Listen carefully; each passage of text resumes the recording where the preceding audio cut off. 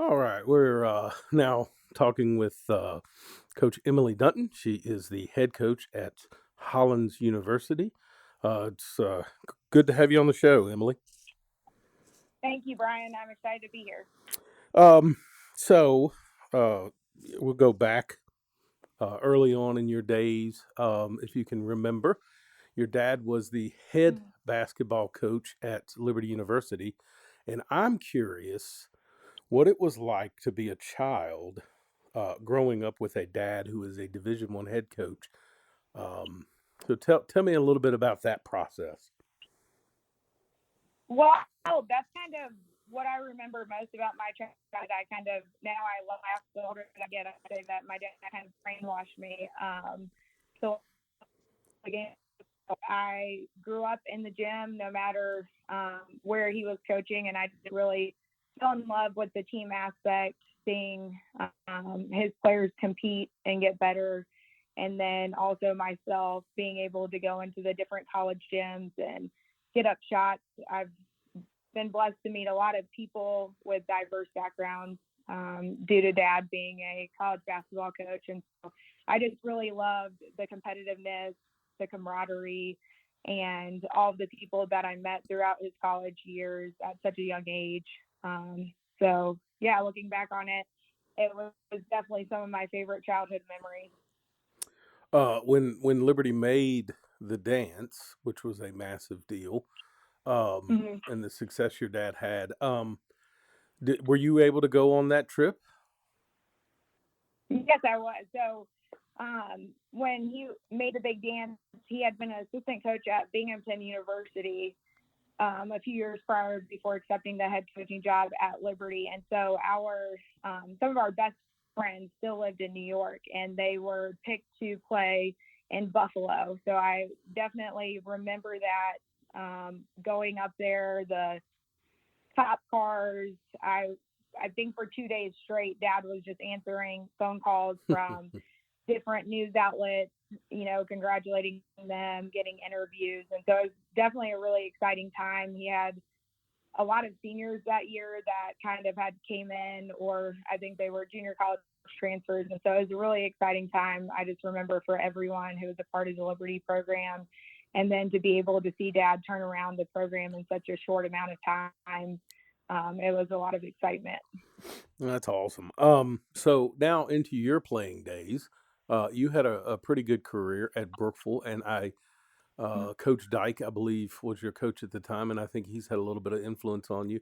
Talk to me a little bit about your playing days at Brookville.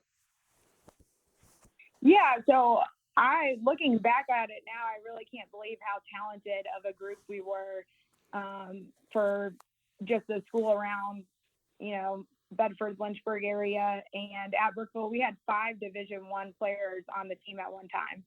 And that's kind of Wow. unheard of nowadays. But we ever since the first time that I lived here, and then once we moved around and I came back in 6th grade, there was a core group of us that we spent almost all of our free time in the gym. Wow. Jamerson YMCA is definitely where I remember spending a lot of my middle school and high school days, and that was driven a lot by Coach Dyke and him just talking to us about the talent and the work ethic that we have to put in. And so Brittany Campbell, she was a Division I player. She was 2 years older than me, and Joyous Barrington, and they're both coaches now as well. And we spent a lot of time. I had Lindsay Sharman, who played in the ODAC, and he played in the ODAC. So we just really had a strong group of girls, and we were dedicated and we put the time in. So looking back now, it was just a blessing to have a high school coach who was so dedicated to us, and then also teammates who bought into the vision of winning basketball. Yeah. All right. So you finish up your career, high school career, and then you start at Longwood, you finish at Randolph, but there's a journey there. Kind of tell me about that process and what it was like starting in Longwood and then finishing up at Randolph. Yeah, so ever since I was a little girl, obviously I wanted to play Division I basketball. That was one of my goals, and so Longwood University, they offered me, and going down to Farmville, I loved that it was close. I'm family oriented and enjoy being close to my family. So it really was a good situation, only being an hour away, being able to play Division I basketball and have not only my family there to support me, but also, some of my high school friends went to Longwood. And so it was a really good experience. Sadly, in Division I, there's changes. And so within my freshman year, I had 3 different head coaches within that one season. And I just felt like, the coach who had recruited me there and kind of painted that vision, she was no longer there. And so the best situation was to find another spot to play. And so I went to Francis Marion University in Florence, South Carolina. They have a really rich history of women's basketball. Sylvia Hatchell was a head coach there. Pearl Moore, she's all-time scorer in NCAA history. And so I knew I wanted to be a college basketball coach. I said, playing at Francis Marion, that will look pretty good on my resume one day.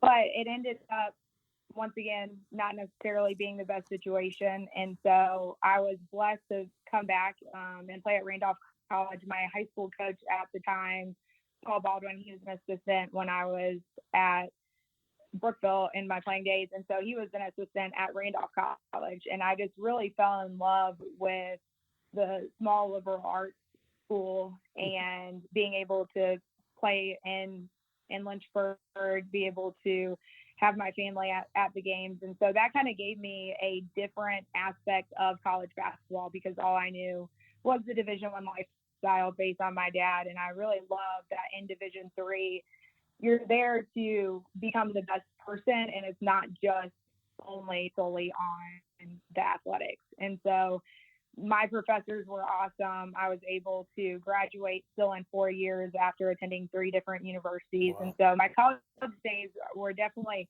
not what I expected, but I'm thankful for being able to have the opportunity of playing Division I, Division II, and Division III, and then landing in the ODAC, which I think, you look at the different student athletes that the ODAC produces, and I'm just now blessed to be able to be the head coach at Hollins University and be pouring into Division III athletes. That's an incredible journey. So after you finish Randolph, you end up going straight at Liberty High School in Bedford. Is that right? Right. So I took 1 year and got my master's degree, and that year I kind of wanted to see was it just something that ever since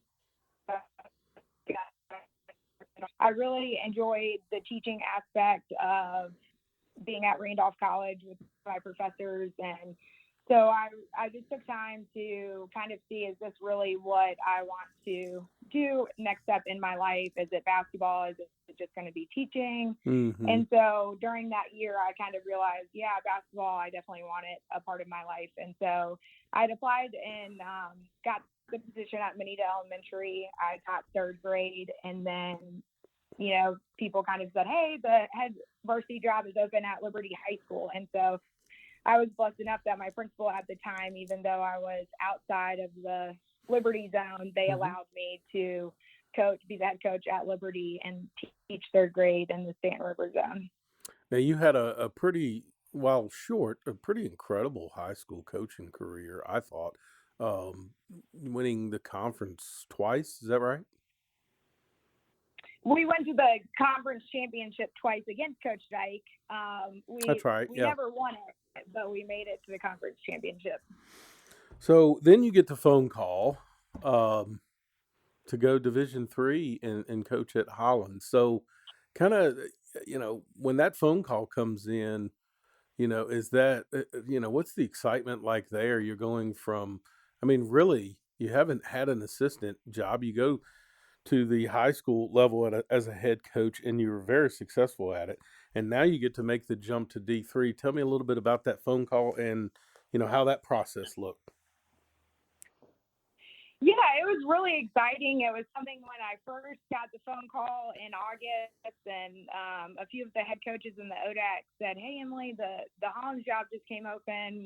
We've we've spoken to the AD. She's looking around for a coach, and we've given her your name as a recommendation, and we think that you would be great. And so I kind of sat on that for a few days because I really enjoyed my time at Liberty.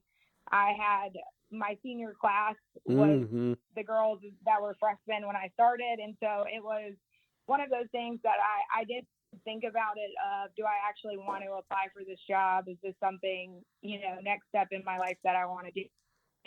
Talking to some of my coaching mentors, I ended up applying for the job, still, unsure if I would have a shot. Like you said, I'd only been a head coach in high school. And so when I did receive the phone call that, they were offering me the position, it was definitely bittersweet because I loved all of my colleagues at Liberty, and I really loved my players. And so it was one of those moments where you're so excited because it's something that I've been working towards my whole life. I've had it on goal boards and vision boards Mm-hmm. and everything else. But then at the same time, it was difficult to have to say goodbye to my friends and colleagues at Liberty. Yeah, and so far you've had basically 2 seasons. I guess you guys didn't play a season last year due to COVID, but in your first 2 seasons, I think 7 wins in your first year and 11 in your second, which is pretty incredible turnaround in such a short time. And now, I guess you've had a couple of years to recruit. So that's one of the questions that I have. So in high school, you got who you got. You pretty much you see Mm-hmm. them when you first start. So now you have to flip the switch of recruiting. I mean, how do you learn that process in such a short time? And is that an intimidating process? Kind of tell us, a little bit about how that works. I would say that was kind of one of the drawbacks that when I did talk to some people, they said, well, Emily Hollins is an all women's school. That's going to be tough to recruit to. But I have to give my dad all of the credit, and watching him transform programs my whole life, I knew that, you have to believe in the vision yourself. And so prior to taking the job at Hollins, I walked around the campus by myself. I walked through the gym, and I just really believed in, what, we can change the program here. We're in a great location, and Yeah. the alum of Holland, the success that they have had. So you're getting a great degree. And I just, dad always says you have to believe in it. And that's the whole thing. When I started recruiting right away, it was, hey, listen, we might not have been so great in the past, but we're going to paint a vision for the future. And so winning basketball has been a staple piece in recruiting. And then also just telling them that they're going to transform into successful women and graduate while competing for championships and really having a great college career. And so I've been blessed to be able to land some big time recruits, and I'm excited. I've started practice, and it's been a little interesting. COVID kind of put us in a weird situation, which I know a lot of schools were Sure. in. And so right now I only have 2 players on the roster who have actually played in a college basketball game. Wow. So I'm kind of starting back of Yeah. not square one, but it's a lot of teaching and just getting them into that mode, because we were not even able to have competitive practices last year. So I'm really excited about the team that I have, and I think that we're going to have a great year. Different than I had planned and envisioned, after year 2 prior to COVID going into year 3. But I think we're going to have a good year. Well, that's great. One of the things we had Brad Bankston on, Commissioner of ODAC, a couple of months ago, and he spoke very highly of you. And so we're excited about this upcoming season for you. I had read somewhere that Pat Summitt is someone you looked up to growing up. One of my favorite stories about Pat Summitt was she was pregnant and flying over Virginia, going, I think, back to Tennessee. And she went into labor and refused to allow the pilot to land in Virginia because she despised the University of Virginia basketball so much from their rivalry. So, do you have a program that you despise out there that maybe you don't, you would do something like that? Is there a rivalry that you had maybe playing in your playing days or coaching days that kind of get you in that mode? I would have to say here at Holland, that would be Sweetbriar, but Mm, I don't necessarily even get to compete against Sweetbriar, which is sad because they don't have a basketball team. I gotcha. Um, but I honestly, I don't have. Brad always says when all the women's basketball coaches get together in the ODAC how well we get along, and so I want to beat every school, but I don't know if I have the competitiveness that Pat Summit had and the dislike for Virginia, for any of the colleges in the ODAC like she did. One curious question before we get to our last question that I have is, kind of, believe it or not, I enjoyed the heck out of watching Pat Summit coach. And one of the things later on in her career, a lot of people were wanting her to coach men's basketball, and I think she would have done a phenomenal job at it. Has that thought ever Mm-hmm. crossed your mind at some point in time that maybe that's something you may be interested in the future? Honestly, I just love the women's basketball game. And so, no, that hasn't been anything that I've necessarily, sat down and said, this is Sure. something that I would love to do. But I would never, cross it off my list because I have seen so many things take place in life that you wouldn't necessarily think would be the case. And so, Yeah. coaching men is not, a huge priority of mine, but if the right opportunity presented itself, obviously, it might be something down the line that I would pursue. We're talking with Emliee Dunton. She's the head coach of Holland's University basketball. To wrap it up, the question we always ask our guest is, if you could spend time, 24-hour period with anybody in history, who would it be, and where would y'all hang out? Well, I have to take it back to Pat.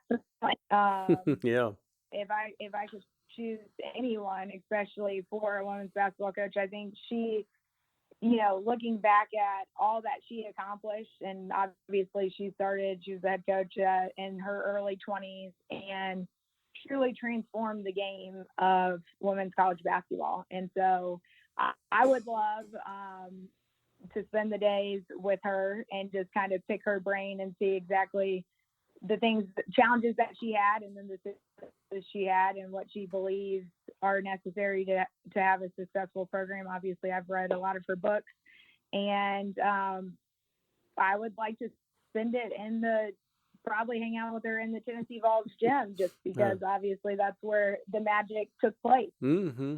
Well, that's awesome. Coach, thank you again for taking the time out.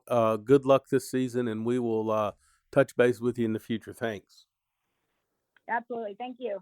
Bye bye.